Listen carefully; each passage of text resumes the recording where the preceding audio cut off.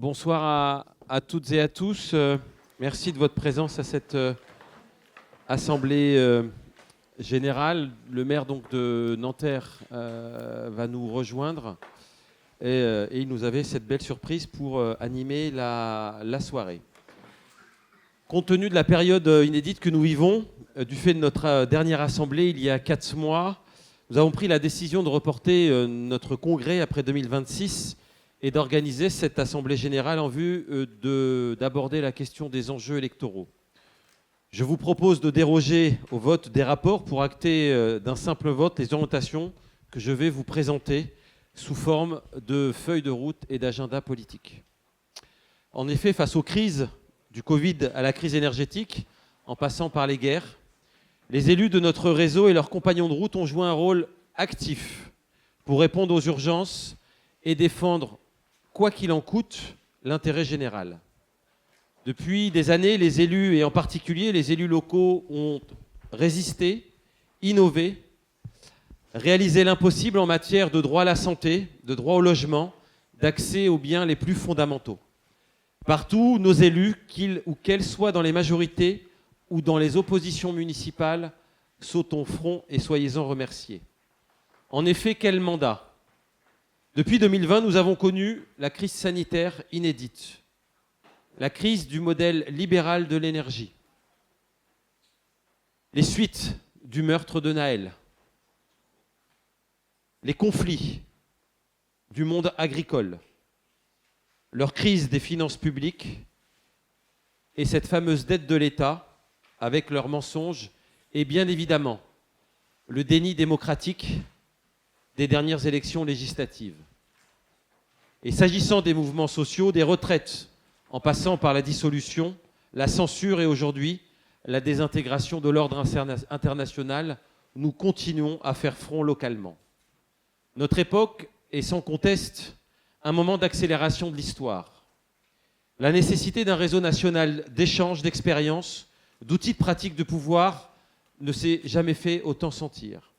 Notre association a pour vocation, vous le savez, d'être le chaînon manquant entre des pratiques, des expériences, des politiques locales, des élus dans leur territoire et une transformation de notre société durable, du local à l'international.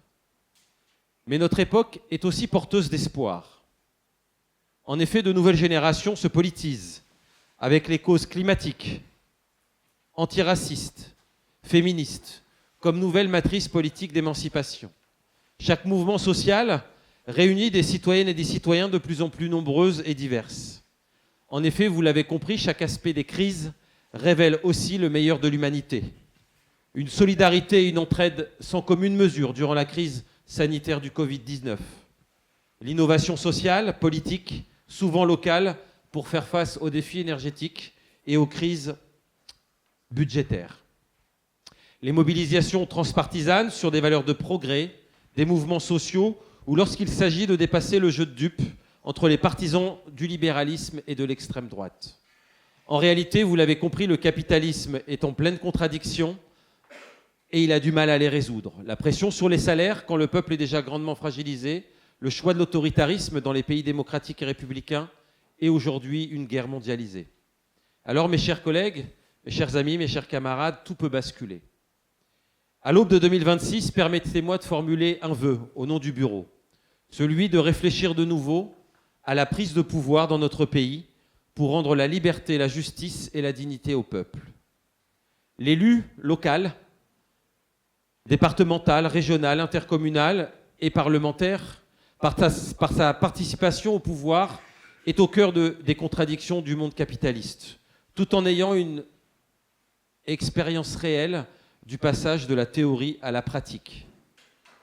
L'alimentation avec la restauration publique, l'eau bien commun de l'humanité, l'énergie bien commun de l'humanité, la culture, le sport, les loisirs, sans oublier la santé et le logement, sont au cœur de nos pratiques. Nous savons penser global et agir local. Les mouvements sociaux, la société civile, le syndicalisme sont une autre facette de ce mouvement de résistance et bien évidemment les partis politiques ont bel et bien une place dans tout cela. Ces différents niveaux, vous l'avez compris, s'alimentent mutuellement en équilibre, forment des alliances, parfois temporaires, parfois plus longues, et nos stratégies doivent intégrer cette relation dialectique du local au national, politique et syndical, qui ne doivent pas être pensées séparément. Avant de continuer, dans mon intervention, je vais donner la parole à plusieurs personnes. Et j'ai pris un peu de retard. J'ai filé tout droit. Et je vais demander à SOS Méditerranée de venir. Rejoignez-moi.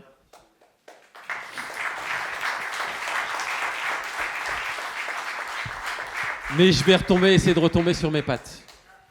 Je vais essayer. Je parlais tout à l'heure de lien entre les pouvoirs locaux et la société civile, syndicats, les mouvements sociaux qui se mobilisent sur des causes. On a souhaité donner un temps de parole à ce moment-là à SOS Méditerranée, que nous avons rencontré il y a un peu plus d'1 an maintenant, à la mairie de Paris. De mémoire, les élus de Paris étaient présents, Raphaël de mémoire était présente, Camille Nager également. Nous avons eu une rencontre de la coopérative avec SOS Méditerranée pour voir les liens, les résistances que nous pouvons créer. Mais je vais donner la parole immédiatement à Bérangère sur le sujet. Bonjour. Merci beaucoup de cette invitation. Merci beaucoup Yann qui a organisé cette rencontre. J'aimerais, si vous le voulez bien, débuter mon intervention par une histoire. C'est une histoire qui m'a été racontée par un photographe, Bruno Fert, qui a embarqué avec les équipes de SOS Méditerranée il y a 9 ans sur l'Aquarius, notre navire de sauvetage, notre premier navire de sauvetage. Nous sommes le 12 juillet 2017. Il fait nuit noire. Une frêle embarcation en bois vient de prendre la mer. Elle s'éloigne des côtes libyennes. Une centaine de passagers y sont entassés, essentiellement des hommes, jeunes. Beaucoup n'ont jamais vu la mer. Ils ne savent pas nager et ils ne portent pas de gilet de sauvetage. Au bout de quelques heures de navigation, le moteur tombe en panne. La barque dérive.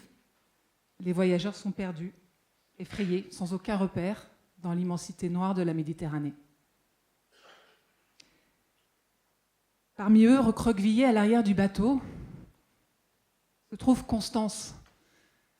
Elle a 22 ans, son ventre est rond, elle grimace, les contractions augmentent. Elle voyage seule. Et cette nuit-là, face à cette centaine d'hommes, elle est sur le point d'accoucher. Une dizaine d'heures plus tard, dans une mer calme et sous un soleil de plomb, les sauveteurs de SOS Méditerranée s'approchent de l'embarcation où Constance vient de donner la vie. Le silence règne, c'est rare, très rare lors des sauvetages. Des hommes l'aident à se lever. Rocco, le jeune pilote de notre canot de sauvetage, est sans doute le premier à croiser son regard. Et il n'oubliera jamais cette image. La mère et le bébé, qui est enveloppé dans une couverture, sont toujours reliés par le cordon ombilical. On doit alors les faire passer en même temps de l'embarcation au canot de sauvetage, sur une mer qui bouge beaucoup. L'opération est très délicate. Tout le monde regarde et retient son souffle. Une fois en sécurité sur le canot de sauvetage, la mère et le bébé sont conduits à bord de l'Aquarius. Là, Alice, la sage-femme, les accueille. Elle les accompagne dans la clinique et elle peut enfin les séparer en coupant le cordon. Christ, c'est le 5e bébé qui est né à bord du navire ambulance de SOS Méditerranée. Et pour les équipes de notre association, c'est à chaque fois un petit miracle au cœur d'un drame annoncé. Ce jour-là, en fait, plusieurs personnes ont été secourues. Depuis le début de nos opérations en février 2016, d'abord avec l'Aquarius, puis avec l'Ocean Viking, nous avons porté secours à 41 818 personnes, des hommes, des femmes et des enfants qui, comme Constance et Christ, étaient en danger de mort en mer. C'est beaucoup et je pense qu'on peut en être fier, mais finalement, ce n'est que 2/3 des personnes secourues qui l'ont été sur les 3 premières années de nos opérations en mer. 2/3 des personnes secourues sur les 3 premières années de nos opérations en mer, soit entre février 2016 et septembre 2018, alors qu'entre juillet 2019 et décembre 2024, on a sauvé près de 3 fois moins de personnes en 2 fois plus de temps. Ça ne signifie pas que la route maritime est moins dangereuse, ni qu'il y a moins de personnes à sauver, mais que davantage de personnes se noient. En 2023, on a pu répertorier plus de 3000 décès en Méditerranée. C'est d'ailleurs l'année la plus meurtrière depuis 2017. Et si l'année 2024 a connu moins de traversées en Méditerranée centrale, elle a été marquée par un taux de mortalité encore plus élevé que les années précédentes. Je vais laisser Bilal mettre une toute petite vidéo, très très courte, qui montre comment on opère les sauvetages en mer et comment la situation est critique et périlleuse. Ça marche plus.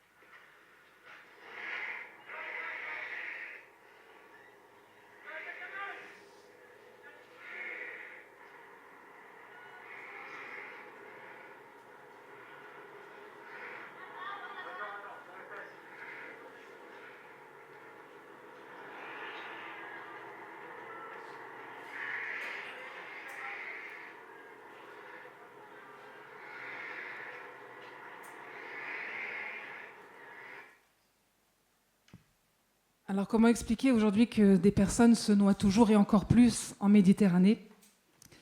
Il faut savoir qu'en 2018, il y a eu un transfert de responsabilité des gardes-côtes italiens vers les gardes-côtes libyens pour la coordination des sauvetages en Méditerranée centrale, dans les eaux internationales. Et depuis, cette zone, la Méditerranée centrale, c'est devenu un véritable chaos. La coordination des secours est totalement défaillante, alors que entre 2016 et 2018, les gardes-côtes italiens nous signalaient systématiquement les embarcations en détresse. Aujourd'hui, il n'y a aucun signalement qui est fait, ou quasiment aucun signalement qui est fait de la part des gardes-côtes libyens, qui d'ailleurs ne répondent pas à nos appels. On a pu estimer qu'en 2024, donc l'année dernière, plus de 80% des cas de détresse avaient été repérés par les acteurs de la société civile, c'est-à-dire soit par nos sauveteurs à partir du pont avec les jumelles qui repèrent les embarcations, soit par des associations, des ONG comme Alarm Phone qui relaient les appels de détresse, ou bien encore par des avions civils, des avions d'associations comme le Colibri de pilotes volontaires qui assurent une surveillance dans les airs. Donc, les gardes-côtes libyens, il faut rappeler aussi qu'ils ne secourent pas des embarcations en détresse, qu'ils les interceptent et qu'ils les ramènent de force dans le pays qu'ils tentaient de fuir, la Libye, où les migrants vivent dans des conditions tout à fait désastreuses. La politique de contrôle migratoire de la Libye est basée sur la pratique de l'enfermement. Tous les rescapés que nous recueillons à bord de l'Ocean Viking témoignent de l'enfer vécu en Libye, la détention arbitraire, les tortures, les abus sexuels sur les femmes mais aussi les jeunes garçons et les réseaux esclavagistes. L'action des gardes-côtes libyens, elle est financée par l'Union européenne, qui finalement se rend complice de ces exactions, indirectement. Puisque d'une part, ramener de force des personnes dans le pays qu'elles tentaient de fuir est tout à fait contraire au droit international. Par ailleurs, d'après les témoignages des rescapés, mais d'après aussi les enquêtes qui sont menées par des journalistes, par des ONG, ou même, on peut le voir dans les rapports des Nations Unies, la frontière entre les autorités libyennes et les réseaux de passeurs est très poreuse.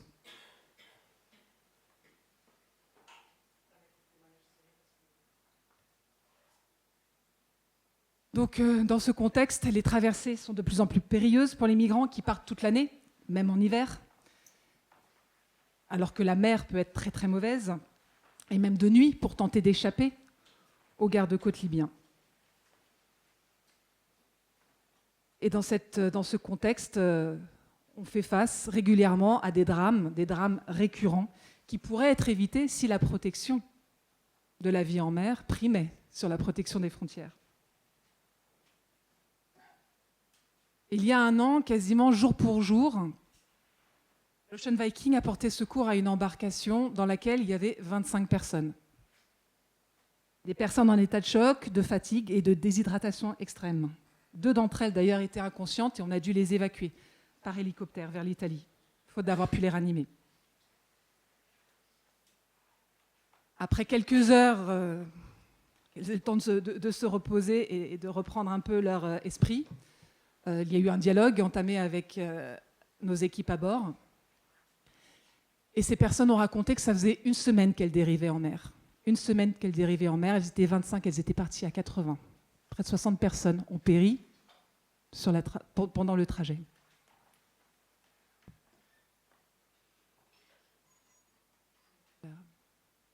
Donc les navires des États étaient déployés dans cette zone de naufrage et de sauvetage potentiel jusqu'en 2019. Depuis, ils ont été déplacés.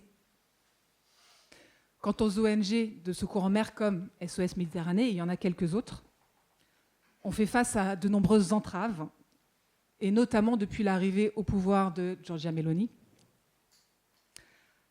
notamment avec le décret Piantedosi, dont vous avez peut-être entendu parler, qui a été mis en place début 2023, et qui met la pression sur les navires humanitaires en nous obligeant à nous diriger directement après un sauvetage vers le port de débarquement, sans avoir la possibilité d'essayer de repérer d'autres embarcations en détresse et de leur porter secours. C'est tout à fait contraire au droit maritime qui oblige tout capitaine de navire à porter assistance à personne en danger. On a dû déroger à ce décret à plusieurs reprises pour porter secours à d'autres embarcations, ce qui a provoqué plusieurs détentions de notre navire. En parallèle, les autorités désignent des ports très éloignés de la zone de sauvetage de la Méditerranée centrale. On le voit ici, depuis maintenant 2 ans, on nous envoie au nord de l'Italie ou carrément de l'autre côté de la botte dans la mer Adriatique. Ça a pour conséquence d'ajouter un peu plus de souffrance aux rescapés, qui devraient normalement, toujours selon le droit, être débarqués beaucoup plus rapidement. Ça a aussi pour conséquence de faire perdre du temps et de l'argent aux ONG de secours en mer. Pour vous donner un exemple, en 2024, On a parcouru 29 000 kilomètres supplémentaires, 29 000 kilomètres inutiles, et perdu 80 jours loin de la zone de sauvetage. Il y a même des périodes durant lesquelles aucun navire de sauvetage n'est présent sur zone, alors que des personnes continuent à prendre la mer et se noient loin des regards. Car les tentatives de départ ne tarissent pas. Les conflits armés, les raisons de la migration sont nombreuses. Les conflits armés, les persécutions, les difficultés économiques, parfois même tout simplement le désir d'émancipation. Ça continue à pousser quotidiennement les hommes, des femmes et des enfants à prendre la mer au péril de leur vie. Depuis l'année 2014, c'est l'année qui a marqué la fin de l'opération militaro-humanitaire Mare Nostrum qui avait été mise en place par les Italiens. Plus de 31 000 personnes ont perdu la vie en Méditerranée, sans compter toutes celles qui ont sombré sans témoin. Et dans son dernier rapport qui vient de paraître, l'OIM, l'Organisation internationale des migrations, évoque l'année 2024 comme la plus meurtrière pour les migrants et réfugiés, avec 9 000 personnes mortes sur les routes de l'exil. Alors nous, tant que des hommes, des femmes et des enfants continueront à se noyer, on poursuivra notre mission en mer, parce que c'est notre devoir, parce que c'est un devoir légal et moral, c'est celui de l'assistance inconditionnelle à personne en danger. Et si nous sommes toujours là aujourd'hui, c'est grâce à la mobilisation de milliers de citoyennes et de citoyens, des donateurs, des bénévoles, qui depuis 10 ans sont engagés à nos côtés pour ne plus rester les spectateurs impuissants de ces naufrages meurtriers aux portes de l'Europe.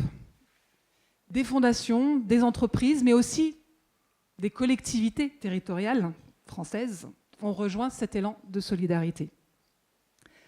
Elles sont réunies au sein d'une plateforme, la plateforme des collectivités solidaires avec SOS Méditerranée, une plateforme non partisane dans laquelle il y a des régions, des départements, des villes, des intercommunalités.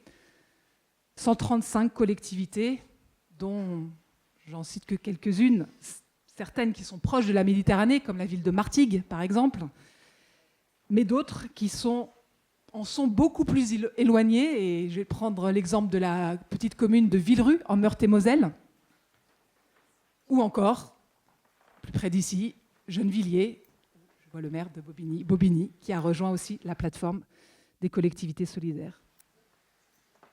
Nous sommes convaincus que les collectivités, parce qu'elles sont des lieux d'échange d'idées et d'innovation sociale, représentent une force d'appui et de levier pour la mobilisation citoyenne dans les territoires. Elles peuvent relayer notre plaidoyer et exiger des États et des institutions européennes le respect des législations qui régissent le sauvetage en mer.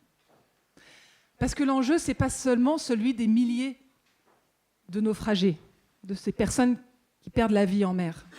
C'est le principe même du devoir d'assistance qui est dangereusement remis en cause dans les eaux internationales, aux portes de l'Europe. Nous sommes de plus en plus confrontés aux politiques et aux lois restrictives, et qui sont de plus en plus restrictives à l'encontre des navires humanitaires de sauvetage. On est aussi confrontés aux diffamations et aux attaques délibérées qui visent nos équipes et notre action. Mais on est toujours là.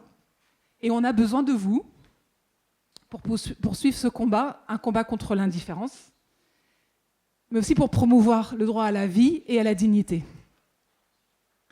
Alors, pour Constance, dont je parlais, pour Christ, et pour toutes les personnes exilées qui sont convaincues qu'une coquille de noix perdue au milieu de la Méditerranée reste plus sûre que le pays qu'elles ont cherché à fuir, en aucun cas, nous ne devons renoncer, parce qu'il en va de notre humanité.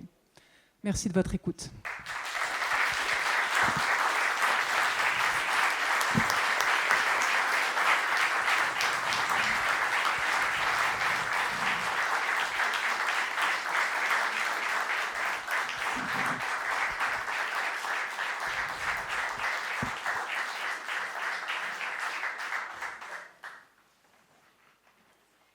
Donc voilà, ça venait illustrer les propos de coopération, d'alliance et de coalition entre les élus locaux et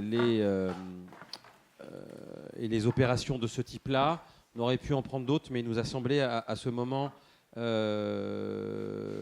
aborder cette question-là. Vous dire également que nous recensons l'ensemble des collectivités, ou que l'on soit en majorité, ou même dans les oppositions municipales, où des liens avec SOS Méditerranée ont pu être faits. Donc n'hésitez pas à nous faire remonter pour qu'on puisse aussi animer le réseau, partager des choses. Je tiens à dire aussi la ville des Ulysses, qui n'est pas au pied de la Méditerranée, à 24 000 €, soit un jour de sauvetage en mer, si j'ai bien compris, à l'initiative des élus communistes dans une majorité de gauche.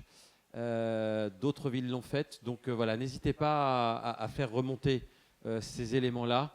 De la même manière, sur toutes les initiatives liées à la Palestine, on pourrait aussi avoir... On a absolument la même démarche. Donc merci. Allez, dernière initiative qui va se dérouler prochainement à Échirolles, du 11 au 27 avril prochain à Échirolles, une exposition réalisée par un collectif d'artistes qui a tourné à Brest, à Libourne. Je regarde la Gironde. J'ai fait Brest-Libourne. Ils ont fait Noisy-le-Sec aussi de mémoire. Ils ont commencé à Grigny. Ils font le tour de France. Ils iront peut-être en Sicile. Mais donc, ils ont une initiative à Échirolles qui a récolté plus de 200 000 € de mémoire pour SOS Méditerranée et diverses associations qui travaillent sur le sujet. Donc voilà, plusieurs initiatives sont prises dans les villes, soit de l'aide directe, soit via des initiatives artistiques avec d'autres mouvements de solidarité. Donc voilà, les formes sont diverses et variées, mais notre réseau est riche de cette diversité, de cette imagination pour faire partager, avoir des moments politiques et citoyens autour de cela. Donc voilà, n'hésitez pas à faire remonter, et nous, bien évidemment, on repartagera l'ensemble des initiatives. Très rapidement, vous refaire un point rapide sur notre association, sur la coopérative. Près de 5000 élus dans notre réseau, identifiés à ce jour. 70% de ces derniers ont des fonctions dans des communes de moins de 10 000 habitants. 47% sont des conseillers municipaux. 28% sont des adjoints au maire. 40% sont des femmes. Nous dénombrons 555 maires, dont 17% sont des femmes. Et enfin, 70% des élus du réseau ont plus de 55 ans. Ces éléments-là nous amènent à deux remarques. La première, qui est celle de, à la veille des élections de 2026, de bien évidemment de gagner des communes, de gagner des positions, de diriger des intercommunalités, d'être influent dans des intercommunalités et bien évidemment d'augmenter le nombre d'élus partout sur le territoire national. Depuis 2020, les centres de pouvoir, vous le savez, ont énormément évolué avec des compétences déléguées renforcées. Et la question du nombre d'élus sur un territoire est aujourd'hui aussi importante que celle de gagner une ville.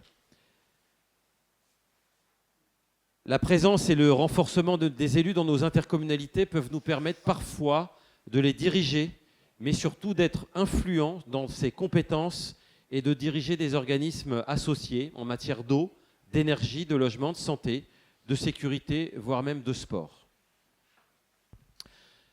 Les intercommunalités sont donc des leviers de pouvoir, d'agir sur le réel, quand bien même notre mouvement politique a été éloigné de ces évolutions législatives. Il nous revient, je pense, de pouvoir mieux appréhender un phénomène qui va durer, qui est durable et qui est le réel d'un certain nombre de tous les habitants du territoire national.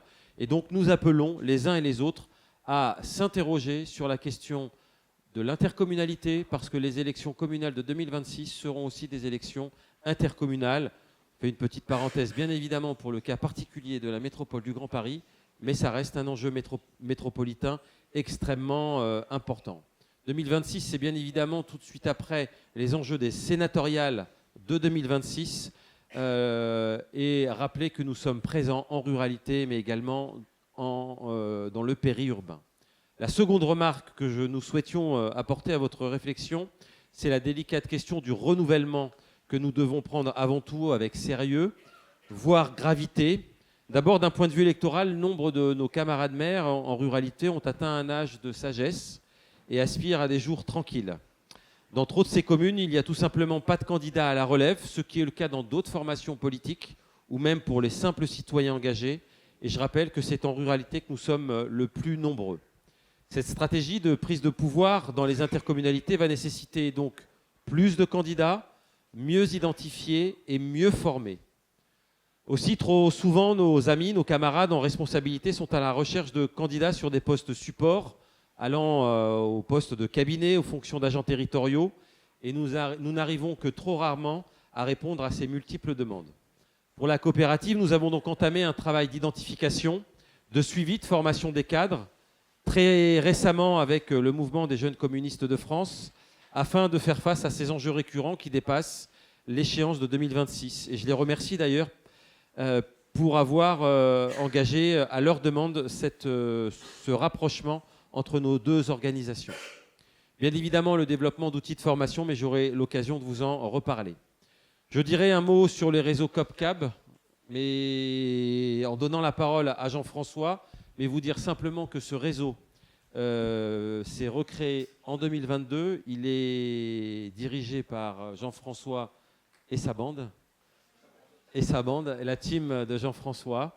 Vous dire que ce réseau est présent dans 50 villes, de plus de 10 000 habitants, 68 adhérents, dernier chiffre connu, pour ma part, 80 adhérents qui représentent quand même plus de 1,5 million d'habitants alors.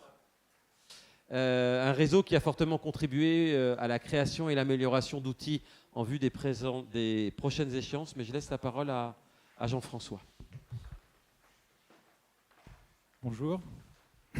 Je représente ceux qui vous servent, ceux qui sont dans l'ombre, les directeurs et collaborateurs de cabinet. Donc on est un réseau professionnel qui s'est constitué de collaborateurs et directeurs de cabinet. Pourquoi il s'est constitué? Parce que d'abord on en avait marre de voir sur LinkedIn que les autres se réunissaient et nous pas.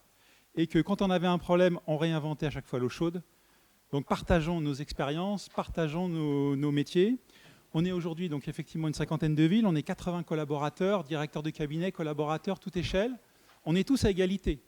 Ça veut dire qu'il n'y a pas des grosses villes et des petites villes, la province ou Paris. Non, on est tous à égalité dans ce réseau. Et donc je lance un appel. Si vous avez des collaborateurs auprès de vous, collaborateurs que vous souhaiteriez inscrire, c'est à votre choix également, dans ce réseau, eh ben, ils sont les bienvenus. On est tous à égalité. On n'est pas là pour discuter d'enjeux stratégiques ou politiques. On est là pour la professionnalisation de notre expérience et le partage de bonnes pratiques. Alors je vous donne, qu'est-ce qu'on a comme outil? On a d'abord WhatsApp, et c'est le principal outil qu'on utilise, c'est le WhatsApp. Vous avez un problème, dans les 30 secondes, vous avez un copain qui vous répond. 30 secondes maximum. Je prends un exemple, pour être dans la continuité de ce qui vient de se dire. Je vais passer une délib sur SOS Racisme, SOS Méditerranée. Il y a forcément un copain qui a passé cette délib, et donc il le balance sur le réseau, et donc on peut récupérer la délib, et on gagne un temps fou.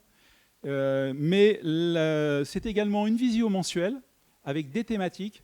On a fait une visio mensuelle sur les CRM, ce qui a été vu ce matin. L'IA, ça a été vu ce matin. Sur la com en période électorale, 1er septembre, il y a une réglementation extrêmement précise. Quelle est cette réglementation? Consultation d'avocats, on l'expose, etc. La réglementation en période électorale. On est complémentaire au DGS, et je voudrais souligner qu'il y a eu tout à l'heure une excellente intervention et conférence sur DG et maire. Les DGS ont un rôle très important, mais je voudrais attirer votre attention sur l'importance des collaborateurs politiques qui sont là en complément, en coopération avec l'administration pour vous accompagner dans la mise en œuvre de votre programme politique. Et le dernier point sur lequel on a travaillé, c'est un kit complet pour 2026. Donc on vous a préparé un kit très détaillé. Donc il y a par exemple, le plus évident, un fichier Excel rétro-planning qui part bizarrement du 15 mars 2026 et qui vous explique pour l'année 2026, jour par jour, tout ce qui est possible d'engager. Et pour l'année en cours 2025, semaine par semaine, avec des plans de communication, avec des outils, avec des quantités de tracts par catégorie à éditer, etc., les comptes de campagne, etc., etc. des outils techniques, professionnels, pour vous accompagner dans vos campagnes électorales avec des succès. Voilà, ça a duré 30 secondes. Donc voilà, quand on dit COPCAB, c'est ça. Voilà, en 30 secondes, il y a la réponse et du professionnalisme à notre service. Merci pour celles et ceux qui ont contribué largement à la production de tous ces documents extrêmement utiles. Et je relais l'appel de Jean-François. Voilà, faites passer le message pour celles et ceux qui n'ont pas connaissance ou... Voilà, c'est 80, ça commence à être une force de production extrêmement utile et importante. Monsieur le Président, du coup, je me permets, le document en question, il est ici. Vous l'avez reçu normalement pour les adhérents de la coopérative hier par mail sur un lien qui sera en lien avec la bibliothèque. On vous expliquera après. Je prends juste 10 secondes.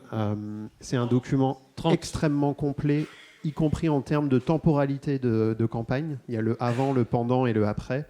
Ça va des réservations de salles à la mise en place de collectifs de travail jusqu'au compte de campagne, etc. Donc c'est tous les éléments technico-juridiques avec un bout, on va dire, d'organisation stratégique. Je remercie encore le réseau COPCAB d'avoir fait tout ce travail. Ce document, il sera dans une boîte à outils qui va au fur et à mesure s'améliorer et ce sera le même lien qu'on vous renverra. Donc les documents vont évoluer et celui-ci y compris. Merci Monsieur le Président. De rien, donc c'est disponible. Faut ouvrir les mails, ce qui n'est pas toujours le cas des uns et des autres. Moi y compris. Donc voilà, Sousta est disponible depuis hier et c'est donc le travail COPCAB qui est mis à disposition du réseau. Cap municipal et intercommunal 2026, nous nous sommes aussi attelés à regarder et à étudier différentes études et sondages qui ont été réalisés dans le cadre des municipales pour vous donner voilà, une image en croisant ces différentes études et sondages, dont certains ont été commandés par l'extrême droite. Il a semblé important d'avoir un regard aussi sur tout cela. Il ressort des préoccupations des Françaises et des Français autour de 5 points. Le premier, c'est la question du pouvoir d'achat et de l'augmentation de la pauvreté. Le risque du déclassement est extrêmement réel et l'ensemble de ces études le montrent, ce qui invite, après fonction des situations locales, à avoir ce sujet en tête, mais vous le connaissez bien évidemment. Le deuxième sujet extrêmement important qui est revenu, mais dans votre pratique d'élu local, vous le vivez quotidiennement, c'est celui de la santé, des déserts médicaux et de l'accès aux soins. Le troisième sujet qui nous paraît important d'avoir à l'esprit, d'où tout à l'heure un temps et un travail qui est mené depuis quelque temps sur les questions de sécurité, du continuum de sécurité, des sujets de prévention, de sécurité, de justice, que nous devons mieux appréhender dans notre famille politique, en faisant la distinction entre ce qui relève de la criminalité et du sentiment d'insécurité, mais de savoir comment les uns et les autres nous nous positionnons sur ces questions, avec, permettez-moi, également, dans une société où la violence est présente, la violence envers les élus l'est également. Nous avons tous des expériences en ce sens. Permettez-moi d'avoir une pensée pour André Mondange, de Péage en Roussillon, qui a fait l'objet d'agressions racistes. Je pense à José Mouri, Abdel Sadi, victime de menaces et de pressions. Je pense aussi à Michel Lebouc, maire de Magnanville, Laurent Belsola, maire de Port-de-Bouc, Michel Picard, Amandine Demort et bien d'autres qui sont au front sur les questions de sécurité et qui payent le prix d'une politique nationale de court terme. Voilà les 3 sujets, j'en ai dit 5, il y en a plusieurs, mais les 3 sujets qui sont importants. Je rajouterai bien évidemment celui de l'écologie qui semble pourtant avoir, dans le débat politique national, avoir pris du recul après une période préélectorale de 2020 qu'on pouvait considérer comme une vague verte, en tout cas dans le débat politique. La lutte contre le réchauffement climatique était extrêmement présente, les manifestations climatiques étaient extrêmement présentes. Aujourd'hui, nous sommes plutôt dans une situation d'actualité brune, vous me permettez l'expression. Et donc, ces sujets-là sont pour autant été pris dans les territoires et les territoires ont développé énormément de choses très concrètes, visibles par nos concitoyens. Donc si elle n'est plus au premier rang de l'actualité nationale, ayons à l'esprit toutefois que ce sujet est extrêmement présent. Et je parlerai pour un 5e point, pour faire le 5e, bien évidemment de la question extrêmement délicate du logement qui touche autant les métropoles que les territoires ruraux. CAP 2026, c'est également des outils. On en a parlé un peu. Avant de donner la parole à Morand, vous dire que notre site internet est alimenté, à jour, en partie accessible aux non-élus, mais plus pour bientôt, plus pour longtemps. Non, je plaisante.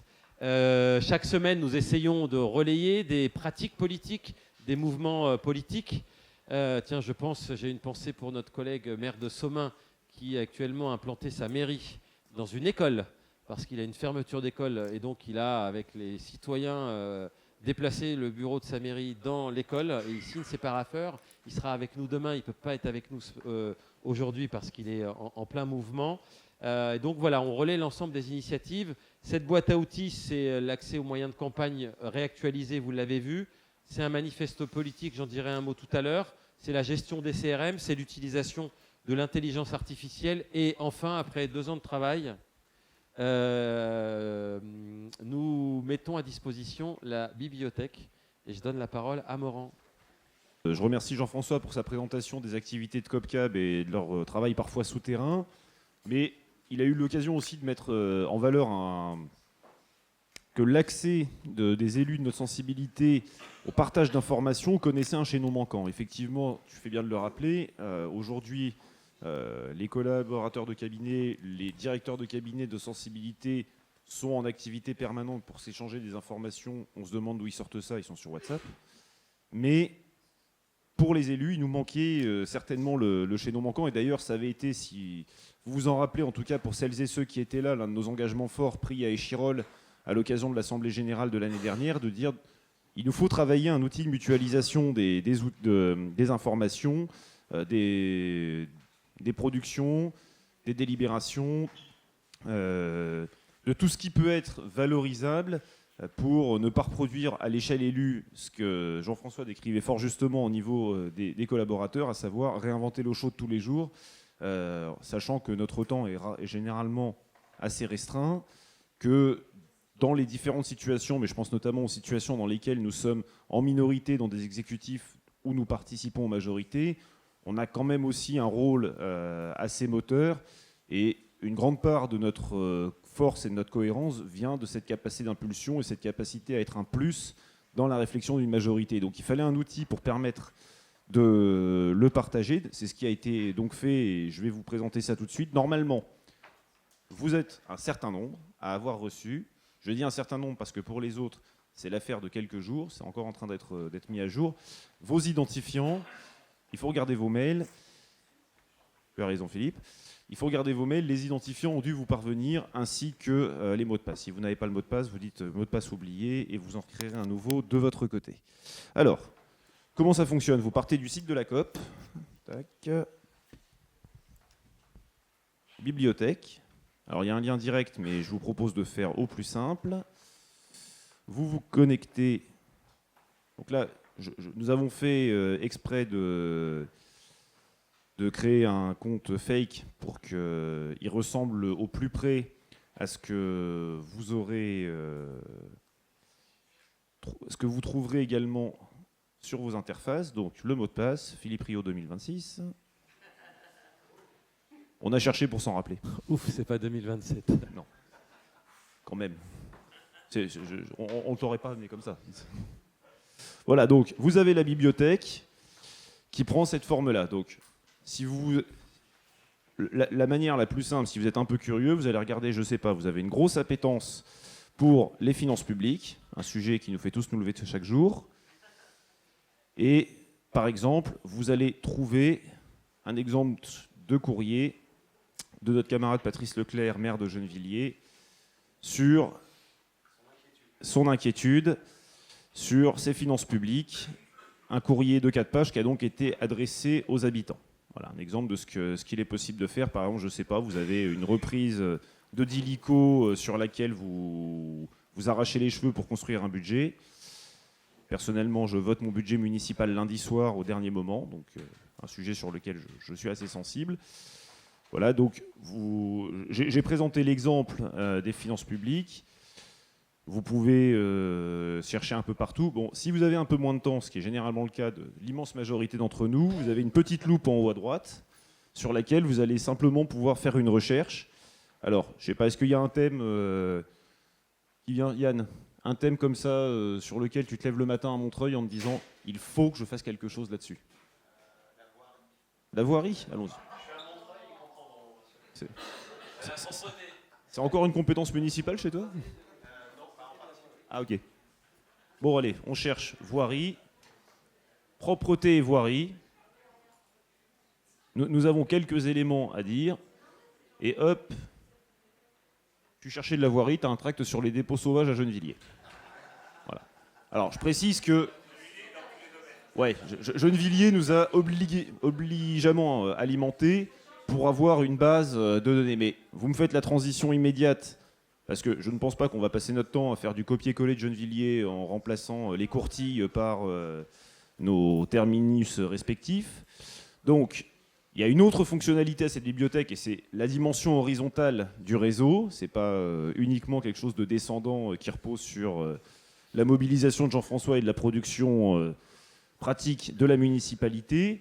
Vous avez ce lien qui vous permet de proposer des documents sur cette bibliothèque. Ça s'enregistre en direct live. Si vous avez en tête, par exemple, comment ça fonctionne aujourd'hui une page Word, vous écrivez, ça sauvegarde automatiquement. Et ça rouvre au moment où vous l'avez. Là, si vous déposez un document, si un document par document, on n'a pas encore la fonctionnalité pour envoyer les 50 pages et un dossier entier, donc il faut faire un peu de manip, mais vous déposez à peu près n'importe quoi. Il suffit simplement de mettre nouveau, tac, téléchargement de fichier, vous allez chercher ce qui est présent là où c'est présent, vous l'envoyez, et c'est ensuite à disposition, même si vous vous êtes déconnecté, c'est à disposition de tous les adhérents à jour de cotisation, bien sûr, de la COP, qui décideront de s'y connecter par la suite. Voilà, c'est mutualisé, vous voyez que ça a été ajouté dans le cadre d'un dépôt de documents, mais si vous revenez sur la bibliothèque stricto sensu, ça s'est ajouté aux différentes thématiques, et il y a une petite main derrière qui va bien sûr régulièrement prendre les différents documents ajoutés pour les remettre dans les différents dossiers thématiques, de façon à ce que si vous cherchez de la voirie, vous ne soyez pas par exemple obligé de faire défiler les 50 000 documents ajoutés depuis les 2 dernières semaines en vous disant c'est certainement là. Voilà, j'ai essayé de présenter ça de la façon la plus simple et accessible. Et si vous, je crois là on a un petit temps question-réponse possible, Philippe, s'il y avait lieu. Oui. Alors, Yann me souffle dans l'oreille qu'à ce jour, nous avons 400 documents disponibles et 2000 en attente d'être mis à disposition. Je vais laisser ça pour que ça soit lisible, puis je vais retourner à ma place.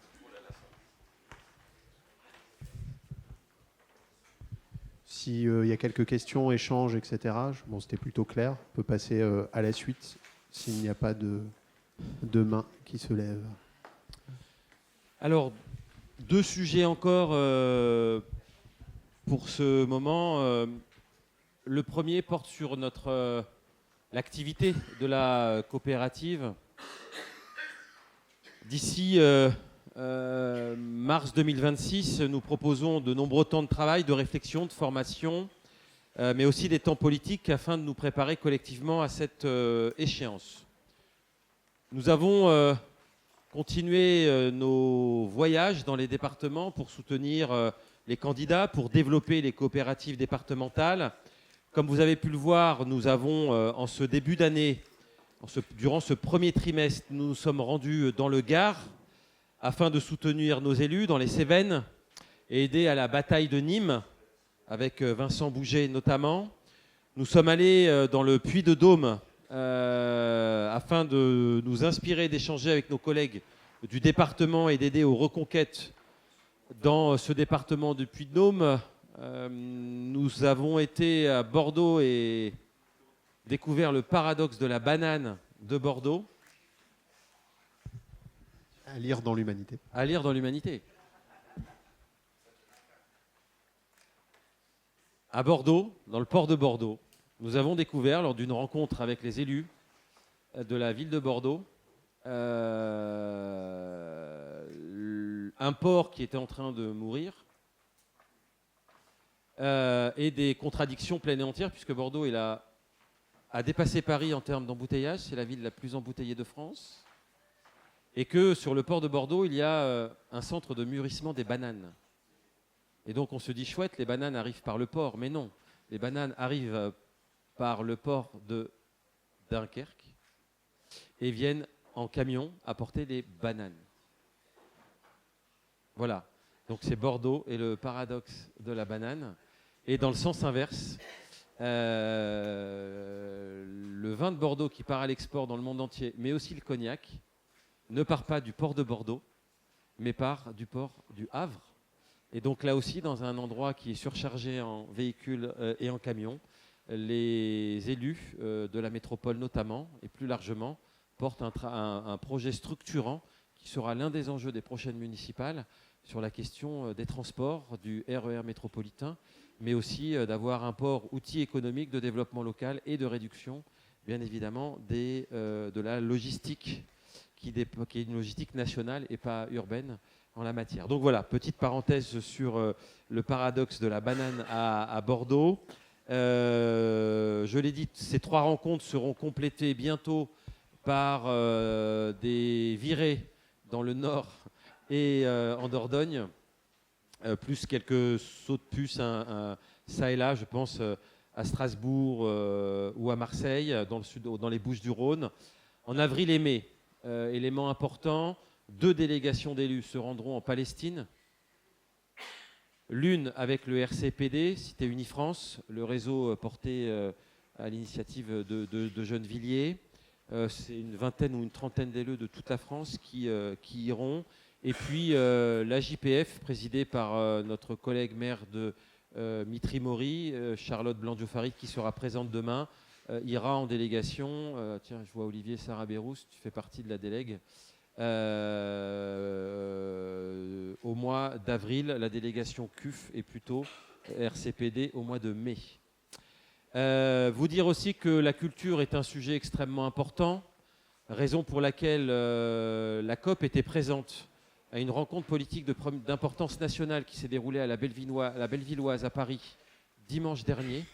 Un maire adjoint à la culture a pris la parole au nom de la coopérative et que nous travaillons d'ores et déjà à une initiative majeure lors du Festival d'Avignon en lien avec d'autres organisations. Nous avons l'habitude d'être présents à cette initiative-là et donc l'ensemble du réseau de la COP sera présent.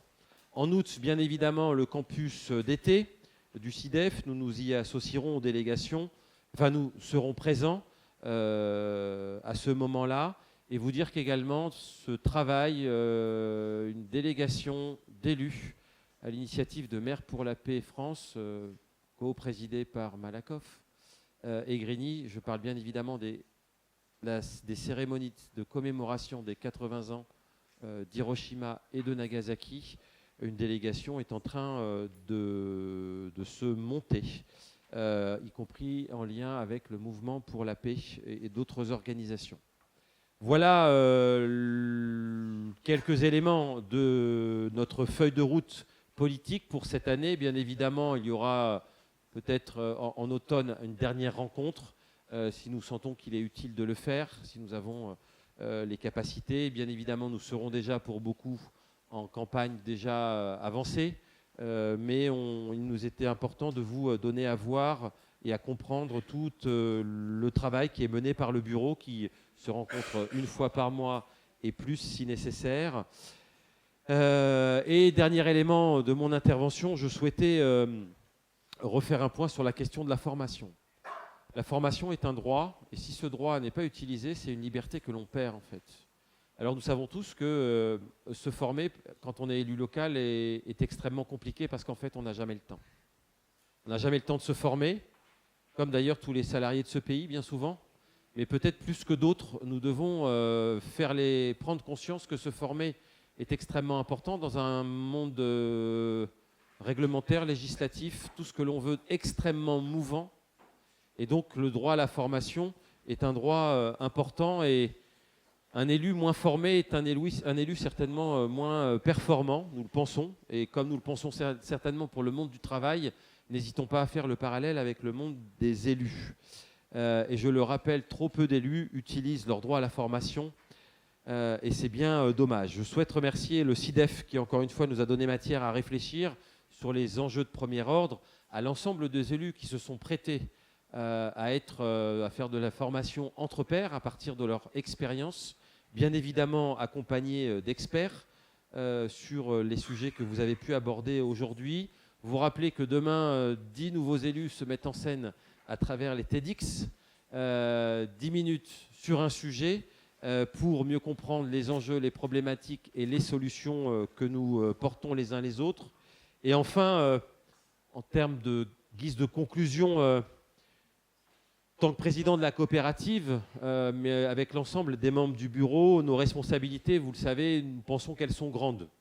Nous pensons que notre responsabilité est pour autant collective, et elle est immense dans cette période politique majeure, et je parlais d'accélération de l'histoire. En effet, les divisions sont partout. Le fascisme du XXIe siècle est à notre porte. La détresse de l'humanité est au plus haut, et notre planète souffle de siècles d'exploitation insensée et qui ne s'arrête pas. Aujourd'hui, les guerres sont à nos portes, sont présentes, elles sont dans le quotidien de nos concitoyens, de nos concitoyennes.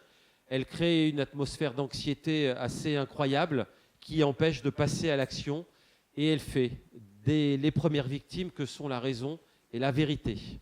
Alors nous, dans notre famille politique, nous devons relever ce défi avec enthousiasme, détermination. Nous entrons donc en résistance. Et quand je parle de résistance, je pense bien évidemment à Lucie Aubrac. Vous connaissez ce mot de Lucie Aubrac, résister c'est créer. On connaît moins la suite. Gouverner, c'est résister. Comprendre, ce n'est pas savoir, c'est résister. Combattre le mal par le bien est honorable, lui résister par le mal est funeste. Merci à toutes et tous pour votre attention, et vive la coopérative des élus communistes, républicains et citoyens.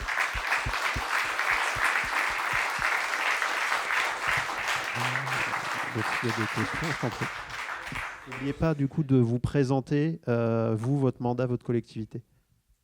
Alors, Hélène Perrin, moi je suis élue à la mairie et à l'agglo d'Épernay dans l'opposition. Là, notre maire vient de prendre la décision d'armer la police municipale d'armes létales.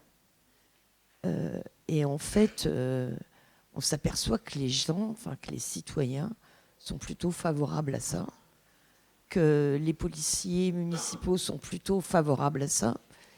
Et nous, on est plutôt contre, en disant que c'est pas de l'obédience d'une police municipale d'être armée, mais qu'il faut de la police nationale en nombre suffisant pour faire le travail sur le terrain. Et j'aurais voulu savoir si, en fait, si on peut initier un débat là-dessus, avoir quelque chose de construit. Voilà. Alors, étais-tu présente au débat qui a eu lieu dans cet espace ? Je crois, je n'y étais pas, mais je pense que il y a eu de ce type de discussion. Mais je laisserai. On va en prendre plusieurs questions, et puis je me tourne vers ceux qui ont animé le débat tout à l'heure. Bérangère, tu y vas ? Bérangère nous quitte pour SOS Méditerranée. Je propose qu'on les applaudisse, qu'on les assure de notre soutien. De toute façon, on se revoit bientôt. Et on a un des camarades de l'association qui restera avec nous jusqu'à la fin.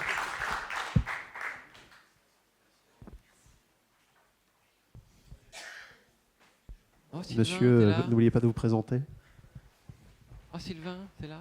Je suis trempe.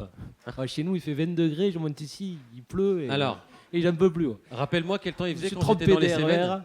Mais c'est parce que c'est toi qui as amené la pluie, le gars. Voilà. Non, je ne sais pas si c'est là qu'il fallait que je case la question, mais je vais la caser là. Sylvain André, maire de Sandras, c'est président de l'association des maires ruraux du Gard. Je suis en désaccord à la position du groupe communiste au Sénat Sur la liste bloquée pour les moins de 1000 habitants, que ce soit une liste paritaire, parce que dans nos communes rurales, le maire, c'est le tir au pigeon pour les communes de moins de 1000 habitants. Celui qui a refusé un permis de construire, qui a refusé, etc. L'adjoint aussi. C'est aussi l'idée de l'addition d'individualités, parce que comme on raye, c'est les individualités qui sont obligées de composer ensemble, au lieu d'avoir une équipe paritaire. Donc je ne vais pas développer pendant 20 ans. J'ai fait remonter en plus à la COP ma proposition pour qu'on pousse sur cet esprit-là. Et j'ai appris en mon temps que le groupe communiste au Sénat avait voté contre la proposition. Et je trouve ça bien dommage pour des arguments que j'ai entendus qui ne m'ont pas du tout convaincu. Ils me disent qu'il ne faut pas imposer à la ruralité ce qu'on fait chez les urbains ou des conneries de ce genre. Moi, j'ai vraiment pas partagé du coup l'esprit. Et c'est des sénateurs, ça me surprend que les sénateurs qui sont au contact des élus locaux, qui majoritairement dans les communes rurales, on est favorable à cette mesure, sauf quelques-uns qui râlent. Moi, je viens de l'Assemblée générale des maires ruraux à Lyon, nationale. Les quelques-uns sur toute une assemblée, il y en a 10 qui se sont positionnés contre sur 150 élus. Et les 10, c'était des propos misogynes qu'ils ont tenus. Qu'ils n'arrivaient pas à retrouver des femmes dans les villages, etc. C'était franchement des propos qui faisaient peur. Alors, connaissant C.C. Kuckerman, je ne vais pas l'accuser d'être misogyne, mais j'ai du mal à comprendre le positionnement politique. Voilà. Allez, on en prend encore une ou deux et puis on va se...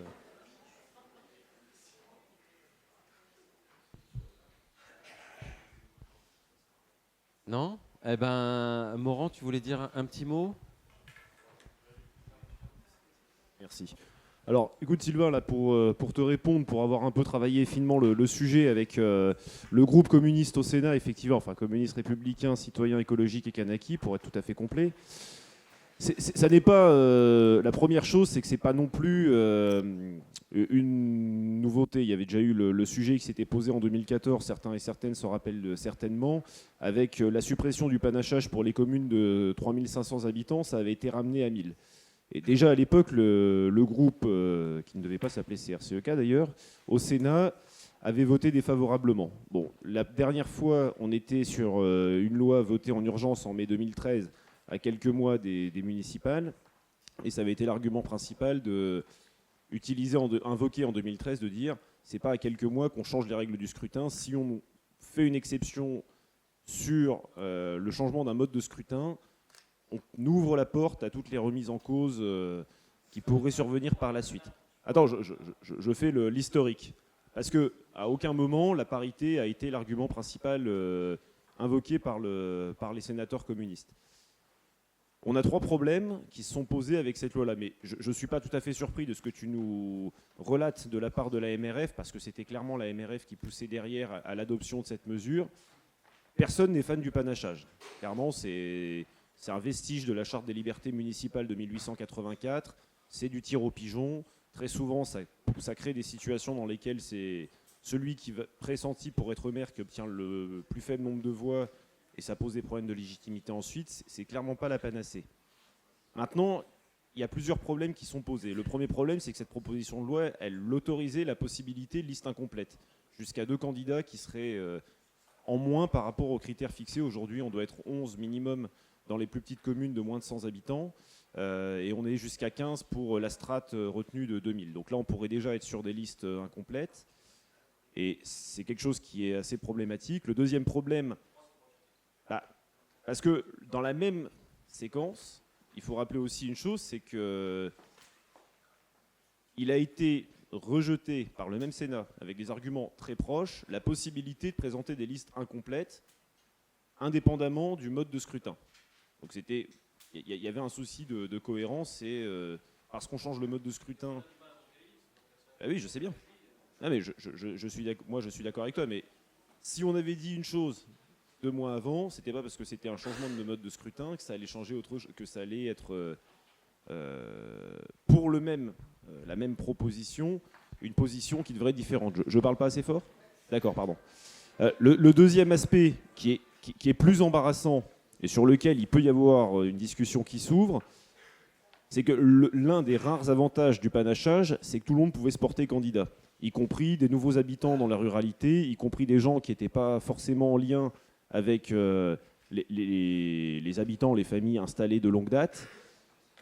Et il a été perçu, on va dire, un souci démocratique, entre guillemets, à partir du moment où on remplaçait une possibilité ouverte à tous et toutes de se porter candidat par un vote de liste, incluant effectivement la mise en place de la parité, et sur lequel on transfère, en fait, des citoyens aux têtes de liste, ou en tout cas à celles et ceux qui prennent la responsabilité et l'engagement de monter les listes, du choix de qui va figurer sur les listes. Avec le panachage, tout le monde peut se présenter.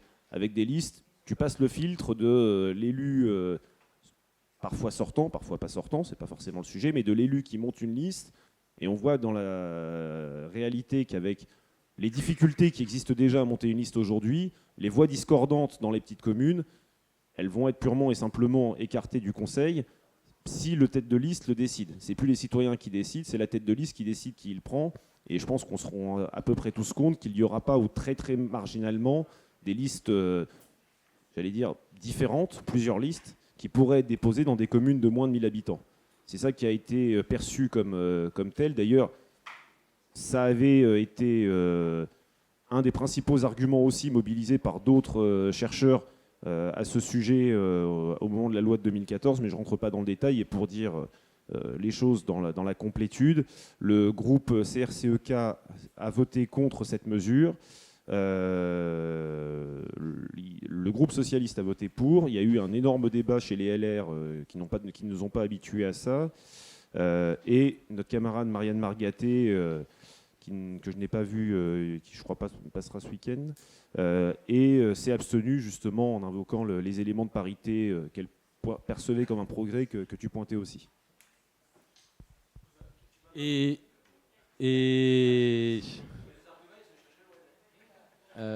Bon, moi je vous propose, on peut vous, ça mérite des échanges complémentaires, même si j'ai compris que c'est voté, donc voilà. Moi sur la question police, non, tout à l'heure, sérieusement, il y avait une rencontre sur ce thème-là, sur le thème sécurité.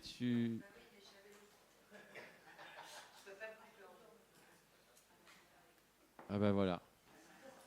Eh ben écoute, moi je te propose... Hein? Tu peux faire?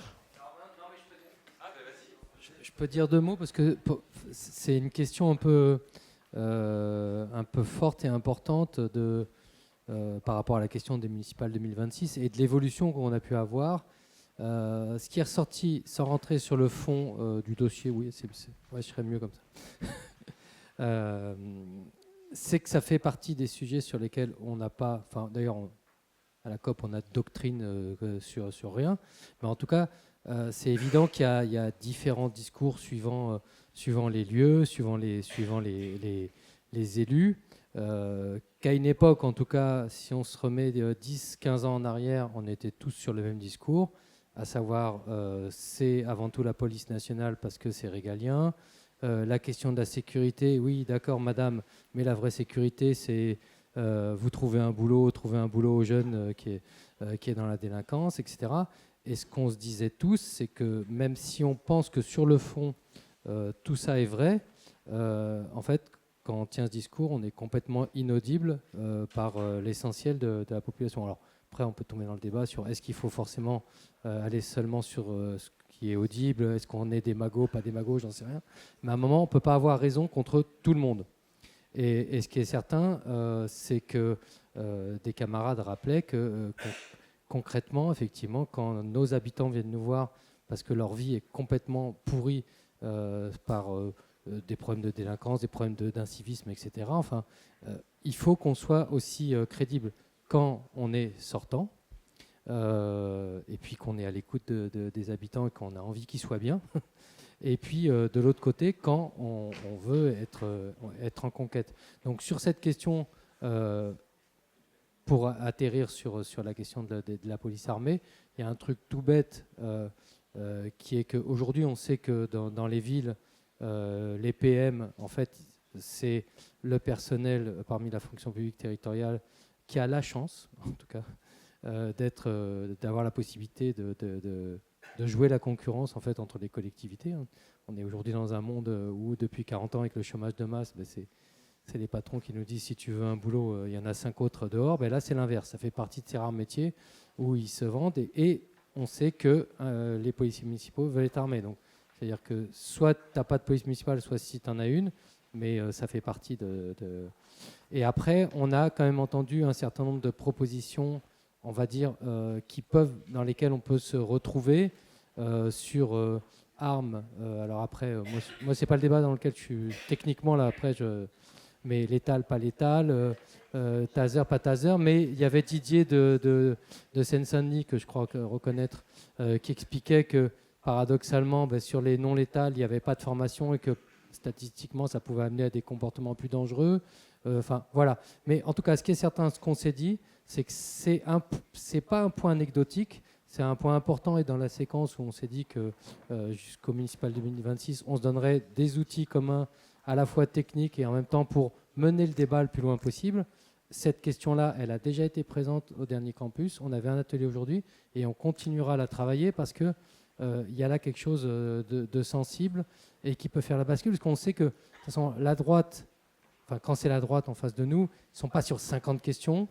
Et quand là, on arrive, je témoignais, moi, là où je suis à Bobigny, on a hérité d'une PM avec l'alternance, on l'a conservée. On a réussi à assécher la droite sur ce sujet qui n'est jamais intervenu contre nous. Parce qu'on est arrivé, on a dit, on garde la PM. Oui, la sécurité, c'est important. On n'a pas fait de la surenchère dans l'action, on va dire, mais en tout cas, dans le discours, on a rassuré les gens sur le fait qu'on les entendait et qu'on répondait à leurs attentes. Et ne serait-ce que ça a évité le risque dans lequel... Enfin, pas le risque, c'est pas le bon terme, mais il me vient pas. Le bon terme ne me vient pas, qui est les termes que j'avais notés, de surtout pas passer pour laxiste et anti-flic. Et ça, c'est là-dessus que la droite essaye traditionnellement de nous flécher. Et donc, c'est le piège dans lequel il ne faut pas tomber. Alors, il n'y a pas de réponse idéale, mais en tout cas, ce qu'on se dit, c'est que le bon schéma, c'est celui qui consiste à ne pas tomber dans ce piège. Je rajouterai et je remercierai globalement des élus locaux qui, dans d'autres instances que la coopérative, notamment au sein du parti, travaillent ces questions-là.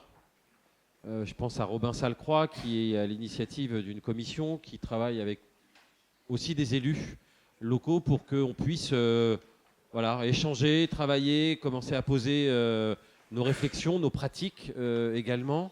Raison pour laquelle aussi au sein de la coopérative, on va régulièrement, tous nos temps de rencontres vont aborder cette question de la sécurité, des exemples que l'on a, des contradictions parfois que l'on vit les uns les autres, du pourquoi tel choix ou tel choix, de la question de la prévention aussi, parce que c'est un sujet. Notre sensibilité prend bien conscience politique que la sécurité, ok, mais il y a aussi de la justice et il y a aussi de la prévention, d'où le continuum. Il y a aussi un excellent travail qui a été mené à l'initiative du parti, mais des élus locaux sont dedans, sur la question du handicap, dans le cadre des municipales. Et la coopérative des élus va travailler, ça sera un des temps forts de la rencontre du mois d'août. Décision a été prise qu'il y ait une commission ruralité travaille sur municipale et ruralité avec un S. Donc voilà, on va continuer à travailler sur ces sujets-là. Donc pas de réponse concrète maintenant. Je ne sais pas si on peut en avoir d'ailleurs sur le cas d'Épernay. Mais il y en a qui ont un discours sur on peut avoir une police municipale et ne pas les armer. Il y a différents niveaux d'armes. Donc voilà, moi j'ai une police municipale à ce jour. Je ne souhaite pas qu'elle soit armée. Voilà, c'est mon choix, mais ça peut être un choix différent dans un autre contexte ailleurs. Il y avait... Ouais, merci Philippe Fatahaoud, maire de Gentilly. Moi, je ne voulais pas intervenir là-dessus et je vais essayer de faire le lien entre ce qui vient d'être dit et sur quoi je voulais intervenir. Je pense que la question de la police municipale, ce n'est pas tant de savoir si elle est armée, pas armée. Bon, je pense que vous avez eu ces débats, José. C'est de savoir si on doit céder sur l'égalité républicaine sur l'ensemble du territoire. Tu as du fric, tu as une police, tu n'as pas de fric, tu n'en mets pas. Voilà. Ou sinon, tu fais d'autres choix politiques, d'autres choix sociaux, d'autres choix éducatifs, d'autres choix qui s'imposent à toi. Et donc, c'est plus toi qui, dans ton idéologie, au sens noble du terme, dans les idéaux que nous portons, nous amène à faire d'autres choix contraints. Parce que la vague, et c'est là où je voulais en venir, la vague réactionnaire mondiale, tu as parlé de désordres internationaux tout à l'heure, Philippe, Et c'est vrai que ça nous pousse. Je dis ça, mais nous, on vient d'installer à Gentilly, sur un territoire qui fait 1 km², 25 caméras de vidéoprotection avec un CSU. Voilà. Donc, c'est la dichotomie de l'exercice, c'est la pression sociale. Ça a été fait parce que les villes d'à côté en avaient toutes. Et nous, on l'a fait. Et l'ensemble des rapports qui existent, et le rapport de la Cour des comptes, dit que le fric qui a été mis là-dedans a pour résultat de 4% de réponses qui vont dans le bon sens. Donc on peut s'interroger, et je crois que la pression sociale là-dessus, elle est énorme. Donc je revenais sur la question des réactionnaires mondiaux et sur ce terrain-là, et je crois qu'il ne faut pas, nous, en tant que COP, en tant qu'élus progressistes, en tant qu'élus communistes, citoyens et républicains, qu'on perde là-dessus, parce que dans nos quartiers, on est très attentifs, dans nos quartiers populaires. Et c'est vrai que quand on écoute un ministre qui fait de la surenchère, que ce soit sur Gaza, que ce soit sur l'Algérie, ou que ce soit sur les quartiers populaires, ou sur l'islamisme, ou quoi que ce soit, je pense que la notion de valeur, de nos idéaux, de nos convictions politiques, ne doivent pas nous faire céder d'un centimètre sur ces questions-là. Et je crois qu'il faut absolument qu'on puisse travailler sur ce volet-là, Philippe, parce qu'on glisse tout doucement, on le voit sur les marchés. Tu parlais tout à l'heure des sondages, des études d'opinion. On le voit aussi dans nos marchés, dans nos rencontres. Et je crois que d'un point de vue idéologique, les digues cèdent de partout. Et s'il doit y avoir des remparts, c'est bien, en tout cas, notre COP, les élus que nous sommes, qui ont toujours donné de l'espoir, une vision claire et surtout la capacité aux gens à se reconnaître à travers nous. Et je sais que ces dernières années, certains ont pu utiliser une sémantique qui aurait pu laisser croire qu'on abandonnait cela. Je ne sais pas si je suis clair sur cette sémantique-là. Voilà.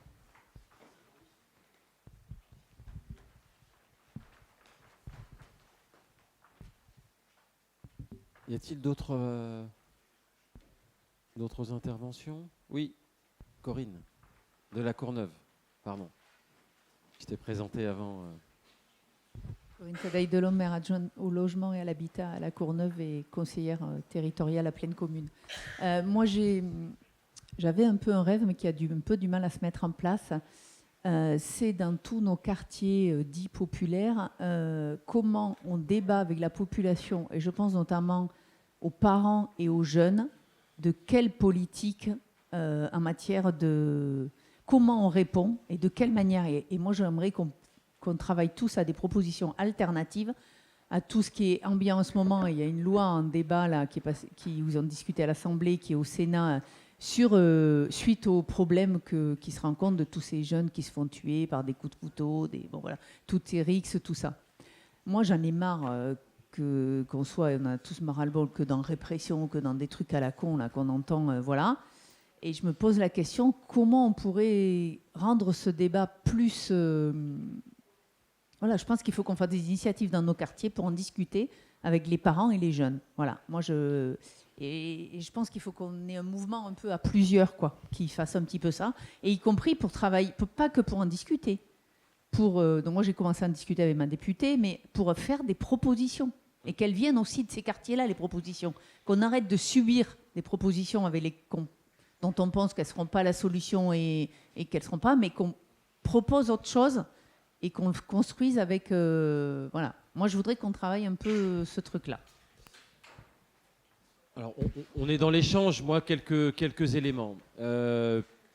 Tu parlais quartier populaire. C'est déroulé il y a une dizaine de jours à Épinay-sous-Sénart, dans l'Essonne.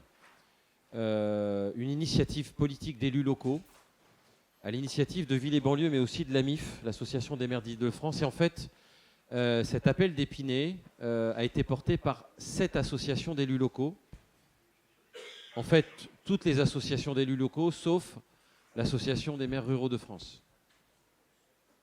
Non pas qu'ils n'ont, mais voilà, ils n'ont pas ce qu'on appelle un quartier populaire. Ça n'empêche pas qu'ils soient populaires, qu'ils aient des problèmes de pauvreté, de problèmes de déserts médicaux, mais au sens quartier populaire. Donc il y a eu cette initiative. Patrice était présent d'ailleurs, Leclerc, au nom de, puisqu'il gère cette question au nom de l'Association des maires d'Île-de-France. Et je rappelle que c'est Gilles Leproust, maire d'Alonne, qui est président de l'association. Sophie est également très active dans le réseau. Je dis ça parce que cet appel, déjà, je vais lancer une demande. Il est demandé à toutes les villes qui ont des quartiers populaires à passer ce vœu dans les conseils municipaux. Je rappelle que le 17 avril, il y a un comité interministériel des villes. Et l'idée, c'est que plus il y a de villes qui passent en délibération, mieux c'est. Je viens d'apprendre que nos copains de Clermont ont réussi à le faire passer à la mairie de Clermont. Idem à Bordeaux, on a en principe réussi également. Montreuil l'a voté. Et donc, comment ? Le 10 avril. Donc voilà. Actuellement, il y en a une vingtaine qui l'ont fait partout en France pour montrer que le sujet de la rénovation urbaine et de la politique de la ville ne doit plus être relégué, même dans ce contexte politique très compliqué, ne doit pas être l'oublié des politiques publiques. C'est un vaste combat. Ce n'est pas des motions qui vont changer les choses, mais si le total des villes fait le total du nombre d'habitants, c'est un peu ça l'objectif avant ce CIV. Et pour répondre à ton sujet, en lien avec la COP, Gilles Leproust va animer le réseau Quartier Pop, comme Sylvain André a décidé de co-animer un réseau ruralité pour faire des propositions. Sur le sujet des RICS, tu as un voisin qui est juste devant toi, légèrement à ta droite, Olivier Corzani, maire de Fleury, Mérogis, qui a des expériences en la matière, qui effectivement méritent d'être partagées par le réseau. Je pourrais dire de la même chose de la ville de Grigny, où on a des expériences, pas plus tard que dimanche dernier, de nouvelles rencontres. C'est compliqué, mais en fait, on a une constellation d'initiatives sur cette question-là. Je trouve qu'en Essonne, 25% des RICS à l'échelle nationale se déroulent dans le département de l'Essonne, avec un nouveau décès lundi dernier, lorsque nous étions en réunion en préfecture sur le sujet. On sait quand il y en a une, on sait quand il n'y en a pas, mais il y en a beaucoup en fait qui, heureusement, permettent d'éviter, des interventions qui permettent d'éviter la mort létale ou la blessure extrêmement importante. Donc moi je propose que, voilà, et Olivier, je te lance le truc. La coopérative, c'est ça, hein, c'est qu'il faut qu'on s'y mette tous. Et donc Olivier, voilà, j'espère que tu vas dire oui avec Gilles. Oui, bah si. Non mais merci. C'est demandé tellement gentiment. Merci Philippe. Effectivement, moi je prends ton propos est très juste et je prends la proposition de Corinne au bon. Malheureusement, nous à Fleury-Mérogis en 2022, tu l'as dit, l'Essonne est particulièrement concernée par le sujet. Non pas que les autres territoires ne le soient pas, c'est un phénomène national. Mais on condense quand même un certain nombre de faits et on a été concerné à Fleury-Mérogis où on a un jeune qui s'est fait assassiner en 2022. Et donc suite à ça, effectivement, on avait mené une démarche extrêmement participative et auprès des habitants, des quartiers, des jeunes, et on avait aussi mis autour de la table, on va dire, l'ensemble des institutions qui les concernent. On connaissait l'adage où on dit que pour éduquer un enfant, il faut tout un village, j'en suis absolument convaincu. Et donc, il y a la question ville pour ce qui la concerne, les parents eux-mêmes, les jeunes eux-mêmes, l'éducation nationale, la préfecture, etc. Donc on a fait toute une démarche qu'on a nommée les ateliers de la fraternité, où ressort un peu plus de 180 constats et un peu plus de 200 propositions. Mais l'idée n'étant pas de dire que youpi, nous on fait ça et on est les meilleurs, c'est pas ça du tout. C'est de dire que peu ou prou, on constate à peu près les mêmes mécaniques, les mêmes fonctionnements, les mêmes raisons assez plus ou moins exacerbées à ces phénomènes. Et l'idée étant, malheureusement pour l'instant c'est resté trop local, mais l'idée était de faire une contribution avec l'ambition d'amener sur un livre blanc de la jeunesse pour en faire une grande cause nationale de la jeunesse. Donc si on se dit qu'au sein de la COP ça intéresse et que la COP peut être un accélérateur de ça et qu'on peut en faire un sujet commun, parce que derrière les RICS c'est la jeunesse, et donc comment on traite ce sujet et pas que par le moyen du bâton. Au contraire, à disposition, d'abord pour livrer notre expérience, et surtout, si on peut, la COP et au-delà, en faire de la jeunesse une grande cause nationale, au contraire. Je pense que moi j'y suis tout à fait favorable, disposé, et si on est plusieurs à l'être, donnons corps à ça. Voilà, nouvel groupe de travail et atelier qui se met en place. Je vous propose qu'on tarde plus trop à se diriger vers, pour ceux qui souhaitent aller au basket et manger un bout, c'est pour dans pas longtemps.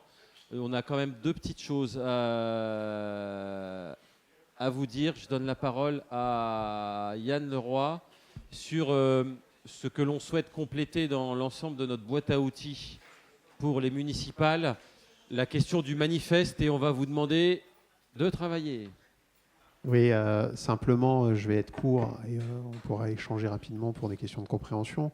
Cette fameuse boîte à outils, donc il y aura un certain nombre d'outils du coup à l'intérieur, des choses très techniques, y compris des possibilités d'accord avec des sociétés de sondage. Ça va être, c'est déjà extrêmement large. Un des sujets qu'on travaillera en fait jusqu'au moment du vote des municipales, c'est la question d'avoir un manifeste politique de la COP. C'est ce que Fatah, tu disais un peu tout à l'heure, l'idée d'avoir un corpus de valeurs qui, par écrit, montre ce qui nous différencie, la plus-value des élus de notre mouvement, et également quel type de politique et sur quel sujet déjà nous sommes actifs, parfois depuis des générations, avec ce qu'on dit souvent, on ne réinvente pas l'eau chaude, mais parce qu'il n'y a pas besoin, l'eau chaude c'est suffisant parfois, et qu'il suffirait de réappliquer certaines choses que d'autres élus dans d'autres collectivités ont pu faire il y a parfois 20 ou 30 ans, et c'est des choses qui fonctionnent. Donc c'est quelque chose, l'idée c'est pas, il y en a qui sont en train de sortir sur d'autres formations politiques, ce sont des pamphlets de plusieurs dizaines de pages. L'idée c'est qu'on ait quelque chose de précis, direct et impactant d'un point de vue politique.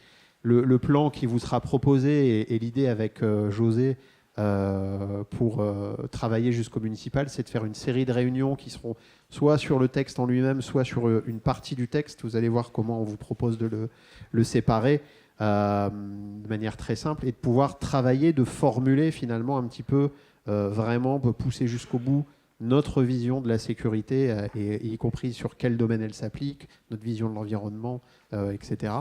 Sachant qu'on a globalement la matière, et là on est à la phase de formulation. Donc cette idée, ça va être de travailler autour de 4 fondamentaux et de 12 droits.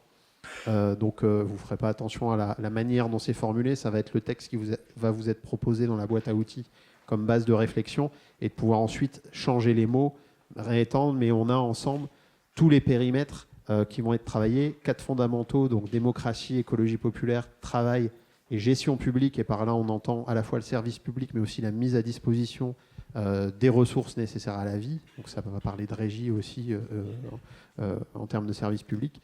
12 droits pour rassembler, innover et réussir, et ça c'est les mots, c'est la stratégie qu'on va proposer en fait, que la COP va proposer et que le bureau va proposer au conseil d'administration. Donc c'est de rassembler le plus largement possible, d'innover et évidemment de réussir. Donc il y a une faute, il n'y a pas 10 droits, il y en a 12.